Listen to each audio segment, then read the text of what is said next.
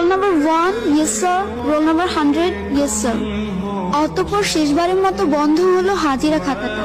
খাতাটা পড়ে থাকবে হয়তো স্কুলের কোনো এক কোণে, কিন্তু ধুলো জমা ওই পাতাগুলোতেই জমে থাকবে 5টি বছরের মায়াজালে আবদ্ধ কিছু মানুষের নাম, কিছু মুহূর্ত আর জীবনের উৎসতম স্মৃতিগুলো।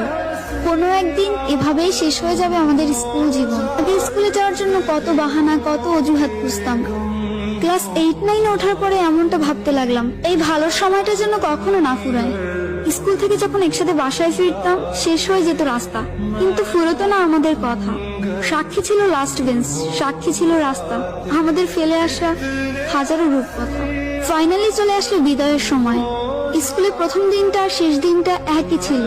চোখে জল ফেলেছিলাম 2 দিনই, কিন্তু কারণটা ছিল একেবারে আলাদা।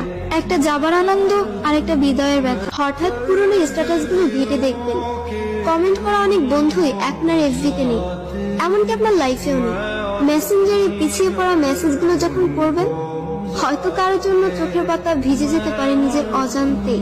হঠাৎ ভার্চুয়াল জগতে প্রিয় হয়ে ওঠা বন্ধুটিও একদিনে হারিয়ে যেতে পারে। একদিন মেসেজ না দিলে রেগে যাওয়া মানুষটিও মাসের পর মাস মেসেজের রিপ্লাই দেওয়ার মতো সময় পাবে না। ব্যস্ততার কাছে আমরা সবাই পরাজিত।